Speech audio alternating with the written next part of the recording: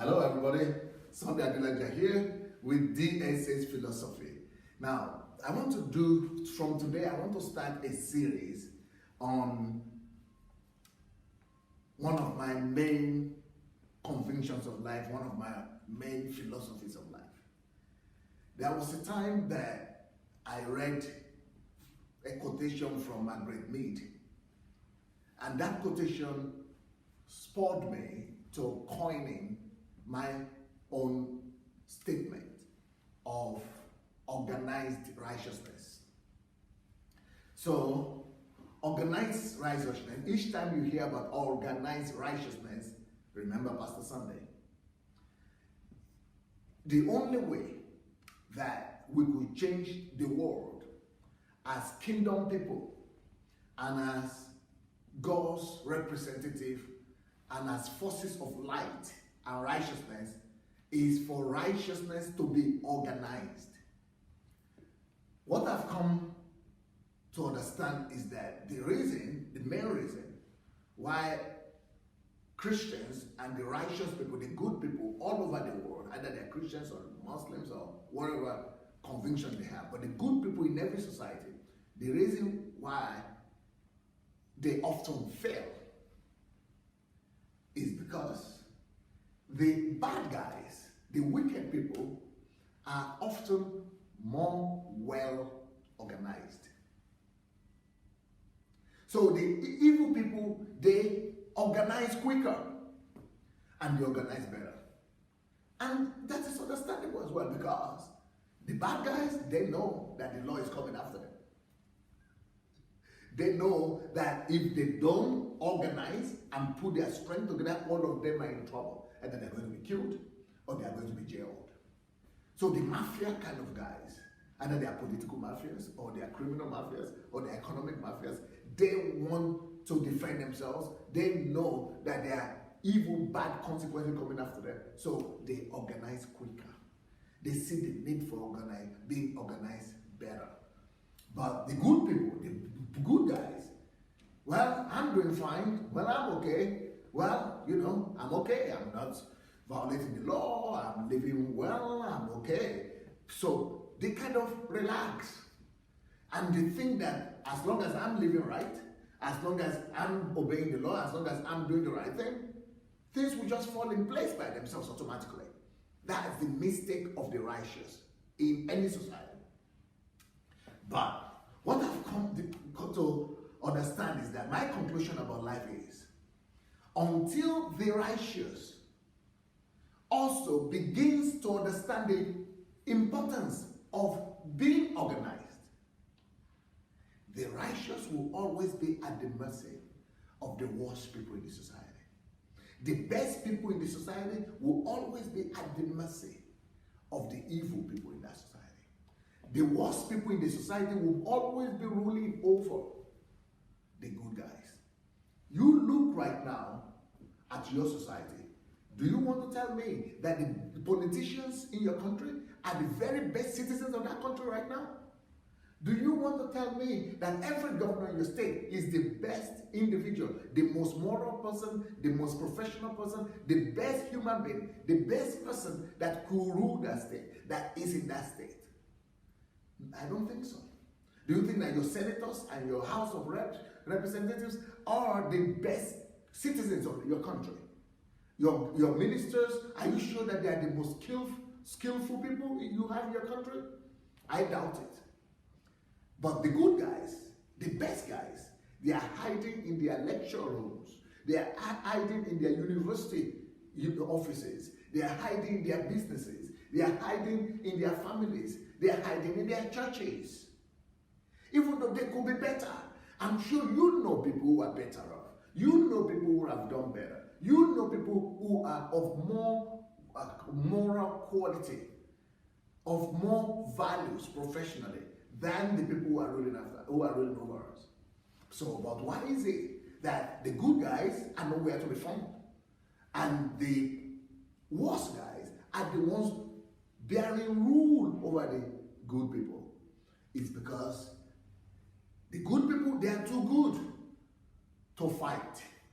The good people, they are too good to pay the price of being organized. The good people are too indifferent, nonchalant. The good people could not get themselves together. And until this is dealt with, until we come to understand the concept that I am proposing for changing the whole world, the political concept, which is organized righteousness, nothing will ever happen in nations, not just in African nations, in any nation of the world. Things are going to be getting just worse. Let me tell you a story of how I applied this principle in my nation, Ukraine, where I live, my adopted nation of Ukraine.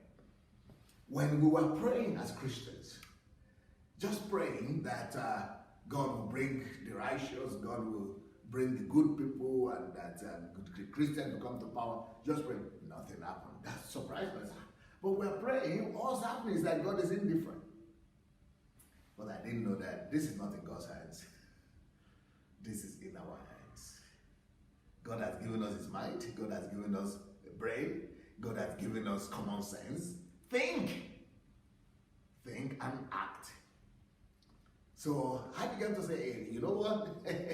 I've prayed for 10 years and nothing is happening. If I'm going to be praying for the next 10 years, I will go grave before anything happens, all right?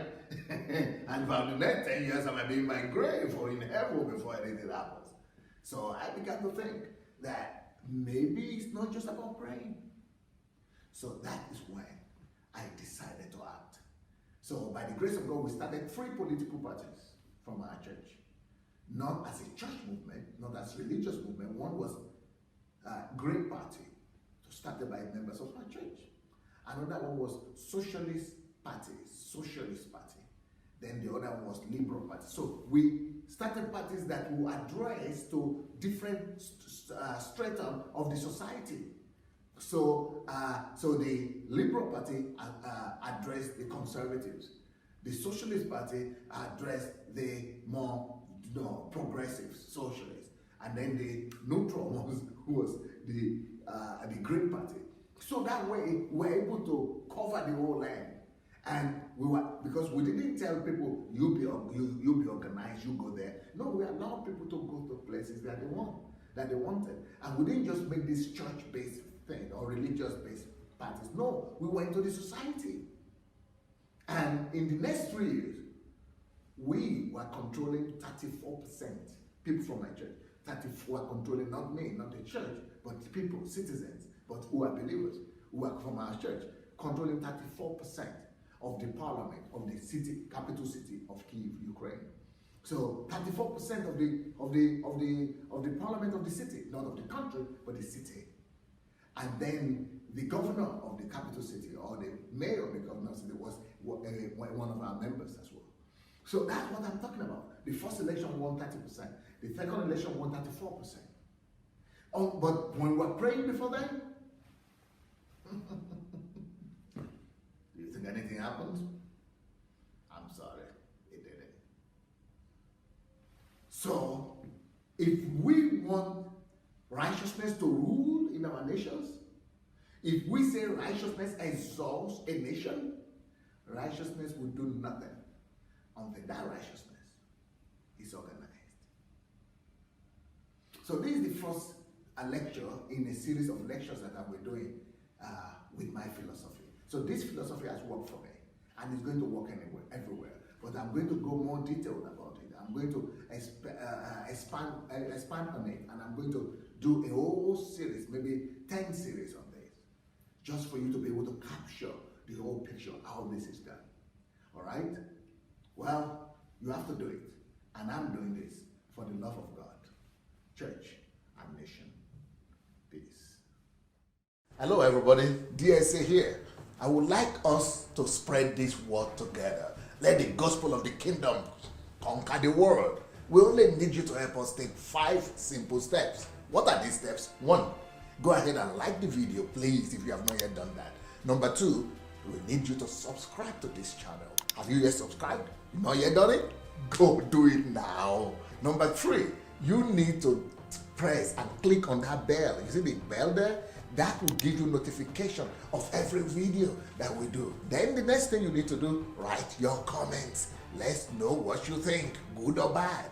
And then of course you have other platforms like Instagram, like Facebook. Share this video on your other platforms. All right?